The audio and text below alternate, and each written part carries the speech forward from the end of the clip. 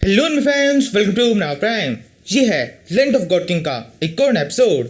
ना let's begin.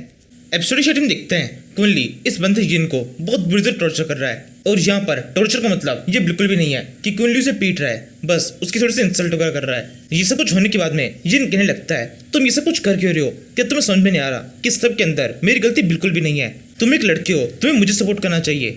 कुंडली कहता है क्या सच में तुम्हें अभी समझ में नहीं आ रहा कि तुम्हारी गलती कहाँ पर है? अब मैं तुम्हें तुम्हारी गलती बताता हूँ, उससे पहले मेरे क्वेश्चन का जवाब दो। इस लड़की के साथ में तुम्हारा क्या रिलेशन है?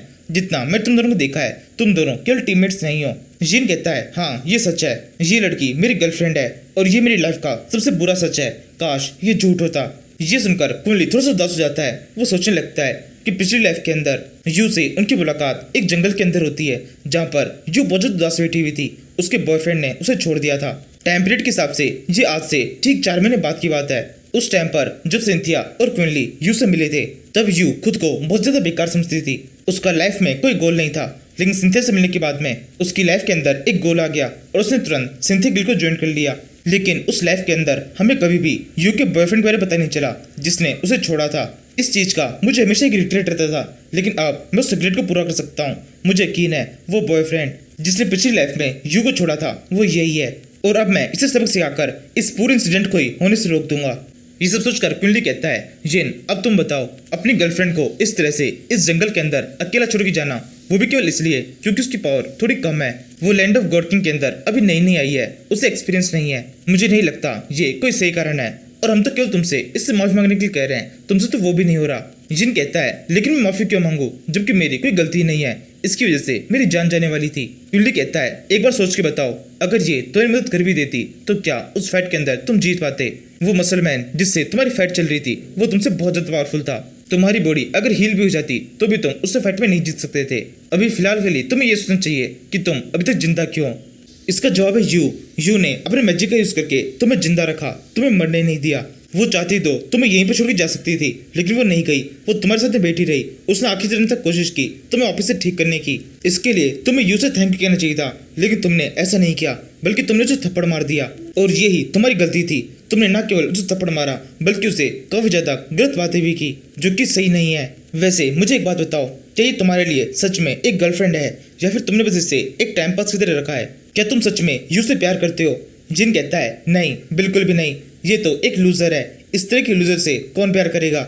ये सुनकर उस लड़की यू को एक धक्का सा लगता है। वो कहने लगती है जिन ये तुम क्या कह रहे हो? जेनिक्स का मतलब वो सब कुछ जो तुमने मुझसे कहा था वो सब झूठ था। जिन कहता है हाँ सब कुछ झूठ था, मैं बस बोर हो रहा था, इसलिए मैंने तुम्हें अपना गर्लफ्रेंड बना लिया। तुम बस मेरे लिए एक खिलौना हो, और मुझे लगता है मैंने तुम्हें अपना खिलौना बनाकर भी बहुत बड़ी गलती की है। और इस सब के लिए तुम्हें ज्यादा शौक होने की जरूरत नहीं है। ये बात तो तुम्हें पहले से पता थी, क्योंकि ओरिजिनल लवर्स के बीच में कभी भी कोई डील नहीं होती है। तुम्हें भी मुझसे कोई प्यार नहीं था, तुम मेरे साथ में केवल इसलिए थी क्योंकि मैं पावरफुल था, इन मिशंस को कंप्लीट कर सकता था।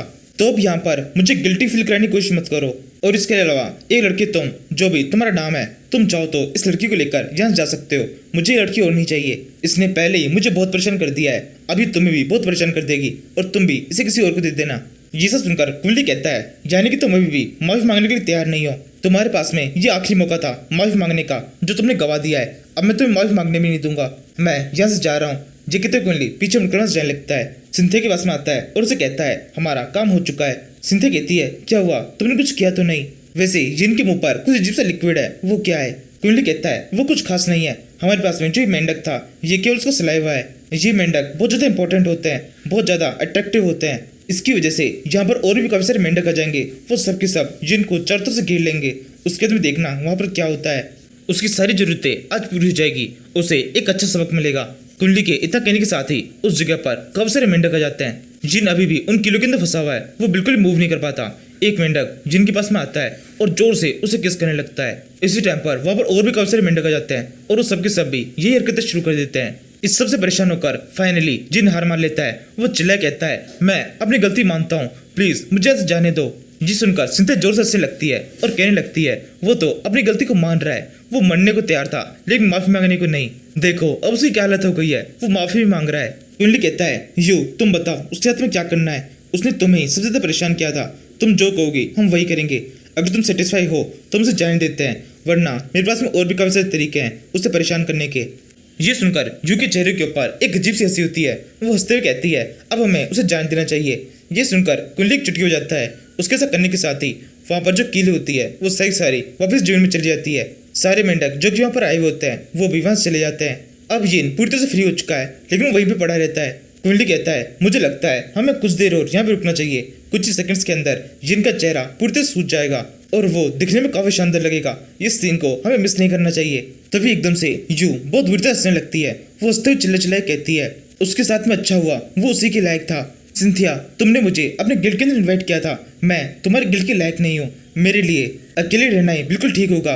तुमने उसे सुन लिया है कि मैं किस तरीके की हूँ। किसी भी गिल्ड के अंदर मैं फिट नहीं हो सकती। मुझे लगता है अब मुझे अकेले ही रहना चाहिए। और कुंडली तुम्हारे भी शुक्रिया, तुम्हारी वजह से मुझे उस इंसान का असली चेहरा दिखाई दिया और मुझे ये भी पता चला कि मेरे अंदर कितनी ज्यादा कमियां हैं, मैं कितनी ज्यादा घटिया हूँ। मुझे लगता है किसी भी टीम के अंदर मेरा होना बिल्कुल भी ठीक नहीं है। वैसे मुझे किसी भी गिल्ड से कोई फर्क भी नहीं पड़ता है, मैं यहाँ से जा रही हूँ।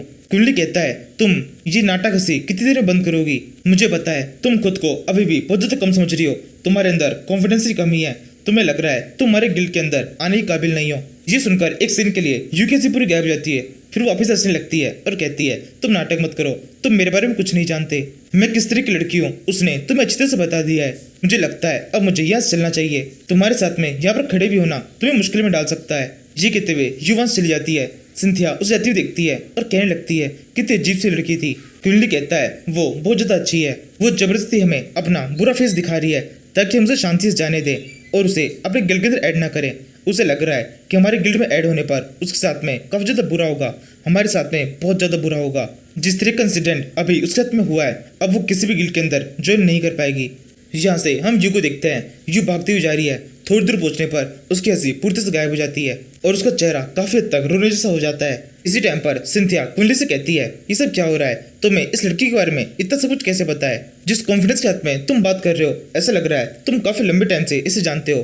कुंडली कहता है ऐसी कोई बात नहीं है, मैं इस तरह के लोगों से अक्सर मिलता रहता हूँ, इसलिए मुझे पता है ये किस टाइम पर किस तरह का बिहेव करते हैं। सिंथिया कहती है ये तो काफी अच्छी बात है, तब तो हमें इसे दोबारा से बात करनी चाहिए और किसी तरीके से इसे हमारे गिल्ड के अंदर ऐड करना चाहिए। हम जब भी इसे दोबारा मिलेंगे इसे गिल्ड के अंदर ऐड करने का एक और इन्विटेशन देंगे, मुझे लगता है ये दोबारा ज्वाइन कर लेगी। उन्होंने कहता है उसकी चिंता नहीं है, ये जरूर से ज्वाइन करेगी, मुझे पता है ये हमें कहाँ मिल सकती है। अभी पहले चलकर हम इस मेंढक को जमा करा दें, पहले ही कब से लेट हो चुका है, अंधेरा होने वाला है, हमें जल्दी चलना चाहिए। यहाँ से सीन शिफ्ट होता है, हम लियोन के फादर को देखते हैं जो कि एक गुफा के अंदर जलता हुआ जा रहा है। यहाँ से नीचे उतरने पर हमें पता चलता है ये गुफा एक जेल है जिसके अंदर एक बंदे को बेड़े से बांध के रखा हुआ है। इस बंदे का नाम है लेवी।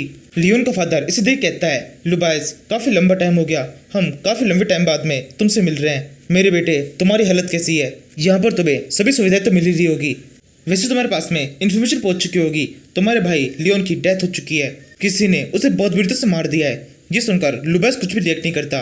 लियोन का फादर कहता है तुम बिल्कुल भी रिएक्ट नहीं कर रहे, कहीं ऐसा तो नहीं इस सब के अंदर तुम्हारा हाथ है? वैसे ये पूरी तरह से नामुमकिन है, तुम तो यहाँ पर इस बेड़े के साथ जकड़े हुए हो, तुम अभी कुछ भी कर नहीं सकते, लेकिन मैं जल्दी पता लगाना चाहता हूँ इस सब के पीछे कौन है। मुझे कुछ लोगों पे शक है लेकिन तुम बिल्कुल भी उनमें से नहीं हो, तुम मेरी लाइफ की सबसे बड़ी गलती हो। तुम्हें देखकर मैं हमेशा सोचता हूँ काश उस दिन मैं उस औरत से ना मिला होता। लुबाइस कहता है अब ज्यादा बातों को मत घुमाओ, सीधे बताओ तुम यहाँ पर क्यों आए हो, तुम्हें मुझसे क्या काम है? लियोन का फादर कहता है एक ही काम है, मैं चाहता हूँ लियोन को जिसने मारा है तुम उससे मेरा बदला लो। अगर तुम ऐसा करते हो तो तुम्हें वो मिलेगा जो कि तुम चाहते हो, मैं तुम्हें तुम्हारी बहू के बारे में सब कुछ बता दूंगा। लुबाइस कहता है तुम सच कह रहे हो, अगर तुमने मेरे साथ में कोई भी धोखा करने की कोशिश की तो तुम जानते हो मैं तुम्हारा क्या हल कर सकता हूँ। लियोन का फादर कहता है हाँ मैं सब जानता हूँ, उसके बावजूद भी मैं तुमसे बात करने के लिए आया हूँ तो थोड़ा सोच समझ के आया हूँगा। लुबाइस कहता है बताओ किसे मानना है, क्या तुम्हारे पास में कोई पिक्चर है? लियोन का फादर उसके सामने एक पिक्चर फेंक देता है जिसके अंदर क्विनली और सिंथिया साथ में है। लुबाइस कहता है बस ये दोनों, ये तो कुछ छोटे छोटे से बच्चे हैं, दिखने में ज्यादा ताकतवर नहीं लग रहे, इन्हें मारने के लिए तुम्हें मेरी मदद चाहिए। लियोन का फादर कहता है मुझे पता है ये काम तुम्हारे लिए बहुत ज्यादा आसान है, इस फोटो के अंदर जो ये लड़का है ये तो बिल्कुल बेकार है, एक नॉर्मल सी ब्लैकस्मिथ फैमिली से बिलोंग करता है, इसे तो तुम बड़ी आसानी से अपने रास्ते से हटा सकते हो। दिक्कत है ये लड़की पैट्रिस सोलनाइट की बेटी है, इसका एक बहुत ही स्ट्रॉन्ग बैकग्राउंड है। लुबाइस कहता है कि तुम सच कह रहे हो, इतने स्ट्रॉन्ग बैकग्राउंड की लड़की ऐसे घूमते हुए नहीं मिलती, क्या तुमने सब कुछ पूरी से पक्का कर लिया है? और इसकी तुम्हारे बेटे लियोन से क्या दुश्मनी है, इसने उसे क्यों मारा? लियोन का फादर कहता है ये तुम्हारे लिए जाना जरूरी नहीं है, मैंने तुम्हें काम बता दिया है और रिवॉर्ड बता दिया है, तुम बस अपने काम को कंप्लीट करो और एक और बात, इस सब पूरे काम के अंदर कहीं पे भी मेरा नाम बाहर नहीं आना चाहिए। किसी को भी ये पता नहीं लगना चाहिए कि तुम मेरे से रिलेटेड हो। लुबाइस कहता है, हाँ मुझे पता है, तुम्हारा काम हो जाएगा, मेरा रिवॉर्ड नहीं रखना, मेरे को सारी इन्फॉर्मेशन चाहिए। लुबाइस के इतना कहने के साथ ही इस सीरीज का ये एपिसोड खत्म होता है। Thank you for watching.